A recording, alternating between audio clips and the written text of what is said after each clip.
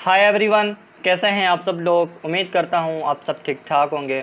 Welcome back to our C plus plus course. देखें, हमने सी plus plus course को बड़े अच्छे तरीके से स्टार्ट किया हुआ है और हमने बहुत सारी वीडियोस ऑलरेडी कवर कर ली हैं, जिसमें हमने सी प्लस प्लस के जो भी कोर कॉन्सेप्ट हैं, लाइक डेटा टाइप्स है, वेरिएबल्स है, साइंड एंड अनसाइंड नंबर्स होते हैं, फिर थ्योरेटिकल पार्ट्स है, हम इसको बहुत अच्छे तरीके से प्रैक्टिकली और थ्योरेटिकली कॉन्सेप्चुअली सारी तरह से हम इसको सीखते जा रहे हैं। और आज की इस वीडियो में हम ऑपरेटर्स के बारे में पढ़ने वाले हैं कि सी प्लस प्लस के अंदर ऑपरेटर्स क्या होते हैं और किस तरह के ऑपरेटर्स हैं और कौन से ऑपरेटर्स आज की इस वीडियो में हम पढ़ने वाले हैं। स्टार्ट करते हैं अपने कोर्स को। हमारे कोर्स को बहुत ज़्यादा गैप आ चुका है, जिसके अंदर बहुत सारी डिस्टर्बेंस है। इंशाल्लाह अब जो है हम इसको सही तरीके से कंटिन्यू करेंगे। हम अपने कोड एडिटर को खोलते हैं, डेव सी प्लस प्लस को, एंड इसको खोलने के बाद हम यहाँ पे न्यू फाइल क्रिएट करते हैं Ctrl+N से, ठीक है ना। अब यहाँ पे ना मैंने इसको सेटिंग एक आती है जिसको मैंने यूज़ करके बाय डिफ़ॉल्ट इसका जो कोड होता है ना वो मैंने ऑलरेडी यहाँ पे लिख लिया है, ताकि मुझे बार बार लिखना ना पड़े। अगर आप मुझे कहेंगे तो मैं आपको ये भी करना सिखा दूँगा, ठीक है ना। अच्छा, अब अगर आपको पता हो हमारे पास ऑपरेटर्स सी प्लस प्लस हो या किसी भी प्रोग्रामिंग लैंग्वेजेस में देखेंगे तो बहुत सारे आपको ऑपरेटर्स मिलेंगे, जिसमें हमारे पास अर्थमेटिक ऑपरेटर होता है, कंपैरिजन ऑपरेटर्स होते हैं, असाइनमेंट ऑपरेटर्स होते हैं, रिलेशनल ऑपरेटर्स होते हैं, लॉजिकल ऑपरेटर्स होते हैं, बहुत सारे ऑपरेटर्स होते हैं। इन सब को हम सी प्लस प्लस के अंदर डिटेल में पढ़ेंगे और आज की इस वीडियो में हम अर्थमेटिक ऑपरेटर्स को पढ़ने वाले हैं।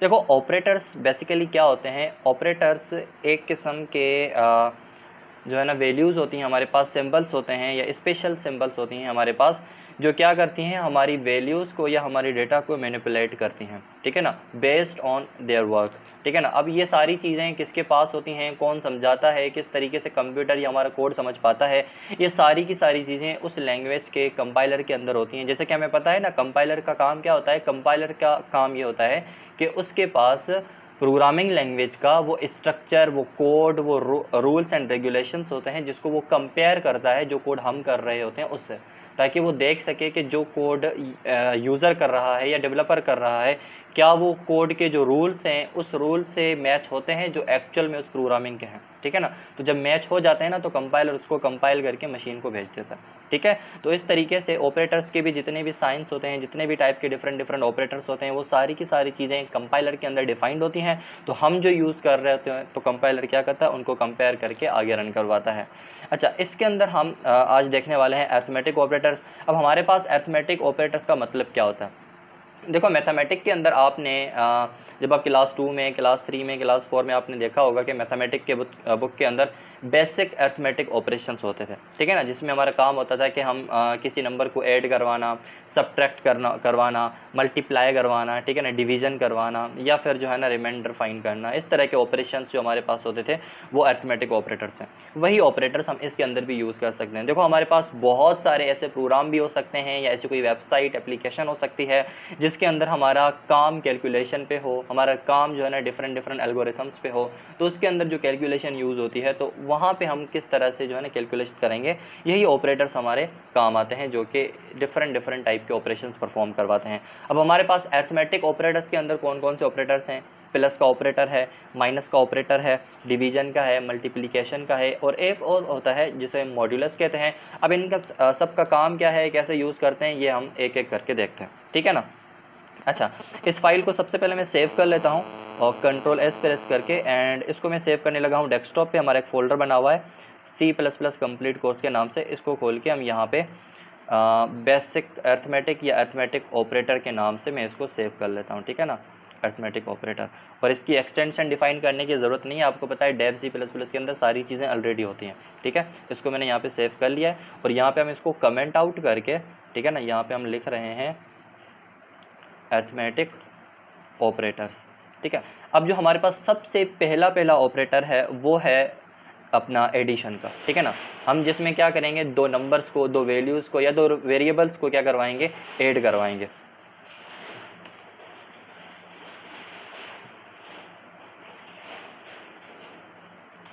एडिशन ये आप क्या करवा लो, डायरेक्ट यहाँ पे सिंबल लिख लो, ठीक है ना, ताकि आपको पता लग जाए। ये जो हमारे पास होता है ये क्या करता है, ये वाला ऑपरेटर दो नंबर्स को आपस में ऐड करवाता है।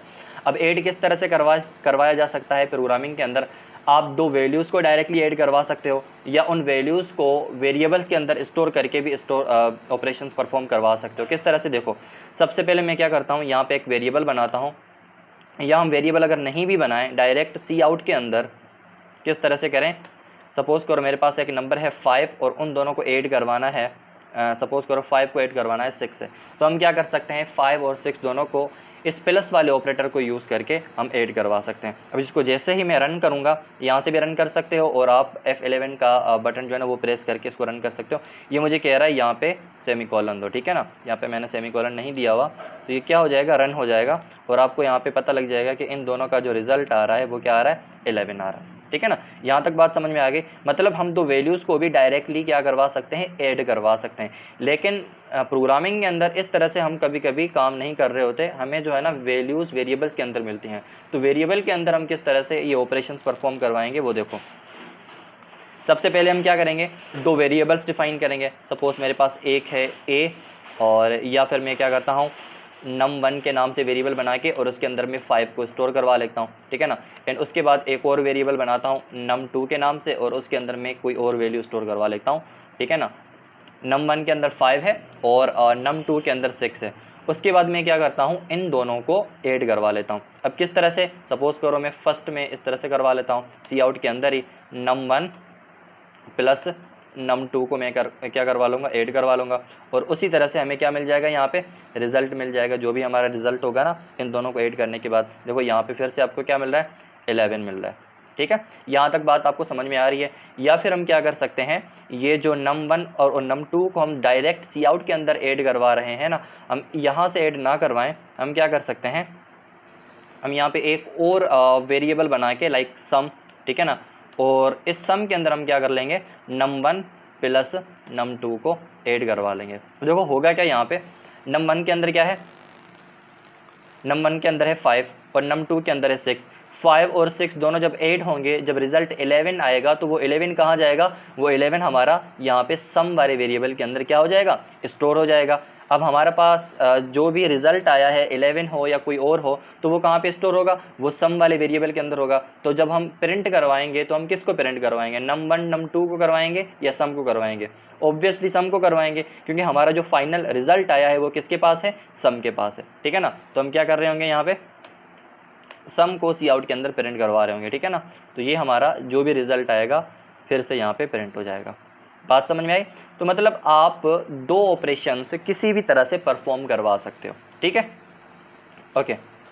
अब इसी तरह से अगर इसको मैं कमेंट आउट कर लूँ, उसके बाद मैं यहाँ पे सब्सट्रैक्शन करवा लूँ, like int subtraction is equal to num1 minus num2, ठीक है ना। अब मैं यहाँ पे क्या करता हूँ, सबसे पहले num1 के अंदर थोड़ी वैल्यू इंक्रीज़ कर लेता हूँ, 15 माइनस 6 कराऊंगा तो मुझे रिजल्ट क्या मिलेगा, 9 मिलेगा, और 9 हमारे पास स्टोर होगा सब्स के अंदर। तो मैं क्या करूँगा, ये जो सब्स है इसको मैं प्रिंट करवा लूँगा, ठीक है ना। अब इसके अंदर जो भी रिजल्ट आएगा मुझे कंसोल पे मिल जाएगा, ठीक है। तो हमारा जो भी रिजल्ट आ रहा है 9 आया है, तो हमें 9 यहाँ पे मिल चुका है। अब इसको भी आप उस तरह से डायरेक्ट सी आउट के अंदर भी करवा सकते हो, या वेरिएबल के अंदर स्टोर करवा के फिर उस वेरिएबल को प्रिंट आउट करवा सकते हो। आई होप कि आपको ये चीज़ भी समझ में आई है। इसी तरह से हमारे पास जो दूसरा ऑपरेटर होता है, मैं यहाँ पे क्या करता हूँ, ठीक है ना, ये हमारा माइनस ऑपरेटर है, ठीक है, और ये हमारा एडिशन वाला ऑपरेटर, और यहाँ पे ये क्या है, सब्सट्रैक्शन वाला ऑपरेटर, ठीक है, ऑपरेटर, हाँ यही इस पर है, ठीक है। उसके बाद हम क्या करते हैं, यहाँ पे हमारे पास दूसरा जो ऑपरेटर है वो क्या है, मल्टीप्लिकेशन वाला ऑपरेटर, ठीक है ना। और मल्टीप्लिकेशन हम किस तरह से यूज़ करते हैं, एस्ट्रिक्स वाला साइन हम यूज़ करते हैं, ठीक है ना। उस तरह से ये जो साइन होता है ना वो सिर्फ हम हैंड रिटन यूज़ करते हैं, लेकिन यहाँ पे हम क्या यूज़ करेंगे, ये वाला साइन यूज़ करेंगे, ठीक है ना। अच्छा, इसको भी हम उसी तरीके से एंड सपोज़ करो यहाँ पे हम लिखते हैं मल एंड num1 मल्टीप्लाई num2, ठीक है ना। अब इसका जो भी रिजल्ट आएगा 6 15 90 आएगा, और यहाँ पे आपको 90 आपके ये जो मल्टीप्लिकेशन वाला वेरिएबल आपने बनाया है इसके अंदर स्टोर हो जाएगा। अब आप क्या करोगे, इसका रिजल्ट प्रिंट आउट करवाने के लिए आप मल्टीप्लिकेशन को सी आउट के अंदर प्रिंट करवा लोगे, ठीक है ना। अब कंसोल पे आपको इसका रिजल्ट मिल जाएगा। इसको मैं क्या करवा रहा हूँ, इस चीज़ को उठा के आप कहाँ रखो, यहाँ पे रखो, क्योंकि हमने यहाँ पे इसको प्रिंट करवाया था, ठीक है। और इसको आप कमेंट आउट कर लो। अच्छा, अब हमारे पास ये वाला कोड चलेगा, और उसके बाद जो भी रिज़ल्ट आएगा वो इसके अंदर स्टोर हो जाएगा, और उसके बाद क्या होगा, ये हमारी वैल्यू प्रिंट हो जाएगी, ठीक है ना। 6 15 90 होना चाहिए, और यहाँ पे हमें 19 मिल चुका है। आई बात समझ में। एडिशन वाला ऑपरेटर आपको समझ में आया, सब्सट्रैक्शन वाला आया, और उसके बाद मल्टीप्लिकेशन वाला आया, ठीक है ना। अब हमारे पास जो लास्ट ऑपरेटर बचता है, इवन लास्ट नहीं है, डिवीजन वाला, और उसके बाद मॉड्यूलस आएगा। लेकिन ये जो डिवीजन वाला है ना, इसको थोड़ा आपने समझना है, ठीक है ना। इसको मैं क्या कर लेता हूँ, कमेंट आउट कर लेता हूँ, एंड उसके बाद हम यहाँ पे क्या करते हैं, अब डिवीजन की साइन नॉर्मल जो हम मैथमेटिक के बुक्स के अंदर या हैंड रिटन यूज़ करते हैं ना, वो वाली नहीं आती, यहाँ पे स्लैश आता है इस तरीके से, ठीक है ना। तो मैं यहाँ पे क्या करूँगा, डिवीजन वाला ऑपरेटर, ठीक है, तो हम इसको यहाँ पे यूज़ कर लेंगे। अच्छा, अब सपोज़ करो मेरे पास वैल्यूज़ कौन सी हैं, मैं यहाँ पे क्या करता हूँ, 5 करवा लेता हूँ। फ़िलहाल मैं क्या कर लेता हूँ, 5 करवा लेता हूँ, ओके। अब मैं यहाँ पे क्या करूँगा, int division is equal to num1 divide by num2। अब आपको यहाँ पे पता लग चुका है कि क्या रिज़ल्ट आएगा। जब हम 15 को 5 से डिवाइड करवाएंगे तो हमारे पास 3 रिज़ल्ट आएगा, बल्कि यहाँ पे 3 है ना, तो 5 रिज़ल्ट आएगा, ठीक है ना। अब इसको हम क्या करवाएंगे, प्रिंट करवाएंगे। यहाँ पे आपने थोड़ा ध्यान देना है, एक आपको प्रॉब्लम फेस होगी, उसको मैं आपको समझाऊँगा, ठीक है ना। ओके, अच्छा, इस भाई साहब को अब क्या करो, इसको उठा लो यहाँ से, एंड इसको यहाँ पे आप, ठीक है ना, रख दो। ओके, अब इस कोड को रन करवाओ। रन करवाने के बाद आपको रिज़ल्ट यहाँ पे 5 मिल रहा है, ठीक है ना। एग्जैक्टली आपको 5 मिल रहा है, जो कि आपने सोचा था। अच्छा, अब अगर मैं क्या करूँ, यहाँ पे मैं सपोज़ करो यहाँ पे मैं 15 कर रहा हूँ ना, यहाँ पे 15 ही रहना, ठीक है ना। अब यहाँ पे मैं 2 कर देता हूँ। जब हम 15 को 2 से डिवाइड करवाएंगे तो हमारा रिज़ल्ट क्या आना चाहिए, हमारा रिज़ल्ट आना चाहिए 7.5, ऐसा ही ना। 7 टाइम जो है ना 15 को 2 का टेबल लगेगा, 14 बनेगा, फिर बचेगा 1, ठीक है ना। 1 को 2 का टेबल नहीं लगेगा, आएगा 0.10 बन जाएगा, और 5, मतलब 7.5 आना चाहिए। लेकिन हम यहाँ पे नोट करेंगे कि हमें 7.5 मिलता है या नहीं, और अगर नहीं मिलता तो क्यों नहीं मिलता, ये चीज़ हम समझेंगे, ठीक है। देखो, इसको आप रन करवाओ। अब रन करवाने के बाद देखो यहाँ पे आपको 7.5 नहीं बल्कि 7 मिल रहा है। अब ये क्यों मिल रहा है, इस चीज़ को समझते हैं। देखो, 15 आपके पास क्या है, इंटीजर है, क्योंकि आपने जिस वेरिएबल के अंदर इसको स्टोर करवाया है उसका जो डेटा टाइप है वो क्या है, इंटीजर है। और 2 भी क्या है, इंटीजर है, क्योंकि आपने 2 को जिस वेरिएबल के अंदर स्टोर करवाया है वो भी क्या है, इंटीजर है। अच्छा, उसके बाद इन दोनों का जो रिजल्ट आ रहा है वो भी किस वेरिएबल के अंदर स्टोर हो रहा है, उस वेरिएबल के अंदर स्टोर हो रहा है जिसका टाइप भी क्या है, इंटीजर है। तो हमारा ये जो टोटल डिवीजन हो रहा है ना, ये इंटीजरल डिवीजन हो रहा है।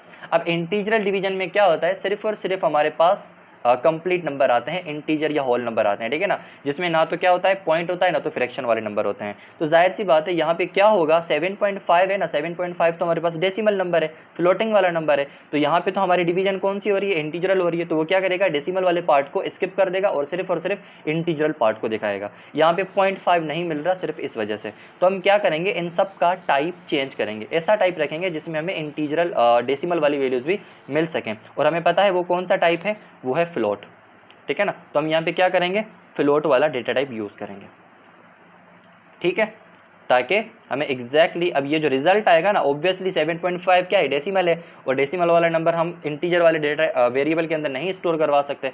तो हम यहाँ पे भी इसका टाइप क्या रखेंगे, फ्लोट रखेंगे। अब हमें एग्जैक्टली 7.5 मिल जाएगा, ठीक है। यहाँ तक बात समझ में आई, ठीक है ना, आपको 7.5 मिल रहा है। इस तरीके से जब भी आप डिवीजन करो तो आपको ये चीज़ जहन में रखनी है। अच्छा, उसके बाद आपके पास एक और ऑपरेटर आता है जिसका नाम है, अगर मैं यहाँ पे लिखूँ, ठीक है ना, अब आपको ये ऑपरेटर लगेगा कि ये परसेंटेज का ऑपरेटर है, ठीक है ना। अब नॉर्मल मैथमेटिक के बुक्स के अंदर ये ऑब्वियसली परसेंटेज का ही साइन है, लेकिन प्रोग्रामिंग के अंदर ये परसेंटेज नहीं है। इसे हम कहते हैं मॉड्यूलस, जो कि यूज़ होता है टू फाइंड रिमाइंडर, ठीक है ना। रिमाइंडर फाइंड करने के लिए हम क्या करते हैं, इस मॉड्यूलस को यूज़ करते हैं। देखो कैसे, अगर मैं 15 को 2 से डिवाइड करूं, अगर मैं 15 को 2 से डिवाइड करूं तो 15 को 2 का टेबल कितनी टाइम लग रहा है, कंप्लीटली 7 टाइम लग रहा है। बाकी क्या बच रहा है, बाकी बच रहा है 1, ठीक है ना। तो वो जो 1 है ना, वो हमारे लिए क्या है, रिमाइंडर। तो ये मॉड्यूलस का जो यूज़ है ना, वो क्या करता है, इन दोनों नंबर के बीच में डिवाइड करवा के फिर जो भी रिमाइंडर बचता है ना, वो रिमाइंडर फाइंड करके देखता है, ठीक है ना। अब यहाँ पे हमारे पास क्या बचना चाहिए, 1 बचना चाहिए ना। तो हम रिमाइंडर अगर यूज़ करेंगे तो किस तरह से यूज़ करेंगे, इसको उठाओ, ये मेरे से रह जाता है बार बार, इसको अब यहाँ पे पेस्ट करो और इसको कमेंट आउट कर लो। अब मैं यहाँ पे क्या करूँगा, इंट, ठीक है ना, मैं क्या करूँगा, इंट ही रख लो, क्योंकि अब यहाँ पे डेसिमल नहीं आने वाला। Int mod is equal to, मैंने मॉड्यूलस लिखा है, ठीक है ना, या फिर आप रिमाइंडर कर लो यहाँ पे, rem is equal to num1, ठीक है ना, उसके बाद मॉड्यूलस का साइन एंड उसके बाद num2, क्या है, num2। ओके, बात समझ में आई। अब यहाँ पे क्या होगा, num1 के अंदर 15 आएगा और num2 के अंदर 2 आएगा। जब 15 को 2 का टेबल लगेगा 7 टाइम, बाकी क्या बचेगा 1। तो इसका काम यही है, वो 1 निकाल के आपको प्रिंट करा के देगा। वो 1 यहाँ पे स्टोर हो जाएगा और हम क्या करेंगे, इसको प्रिंट आउट करवा लेंगे सी आउट के अंदर, ठीक है, और ये हमारे पास प्रिंट भी हो जाएगा। इस तरीके से देखो, ये क्या कर रहा है, ये कह रहा है इंट मैन, अच्छा इन दोनों को आप फिलहाल क्या कर लो, इंट कर लो, ठीक है ना, क्योंकि हमारे पास रिमाइंडर हमेशा इंटीजर ही आता है। 1.5 1.2 कभी भी हमारे पास रिमाइंडर नहीं आता। तो हम यहाँ पे क्या करेंगे, वो जो हमने ऑलरेडी num1 और num2 लिखा है उसको भी हम कन्वर्ट कर देंगे किसमें, इंटीजर में, ठीक है। ये कॉमन सी चीज़ें हैं और जो आपको जहन में रखनी है, ठीक है ना। अब यहाँ पे हमको 1 रिमाइंडर मिल रहा है, जो कि हमने एक्सपेक्ट भी किया था। अच्छा, इसी तरीके से अगर आप यहाँ पे कम्प्लीटली 15 को टेबल लगवा लो, ठीक है ना, 3 टाइम लगेगा, फिर यहाँ पे रिजल्ट क्या बचना चाहिए, यहाँ पे रिजल्ट बनना चाहिए 0, मतलब रिमाइंडर आपको क्या मिलेगा, 0 मिलेगा, ठीक है। आई होप कि आपको ये सारी चीज़ें समझ में आई हैं और जितने भी ऑपरेटर्स अरिथमेटिक के अंदर आते हैं वो सारे के सारे आपको समझ में आए हैं। इनकी प्रैक्टिस करें और इनको प्रैक्टिकली हम किस तरह से यूज़ कर सकते हैं और कौन कौन से टास्क इसके अंदर हम परफॉर्म करके इसकी प्रैक्टिस कर सकते हैं, वो हम नेक्स्ट वीडियो में देख सकते हैं, ठीक है ना। तब तक के लिए खुश रहें और कोड की प्रैक्टिस करते रहें। Thank you.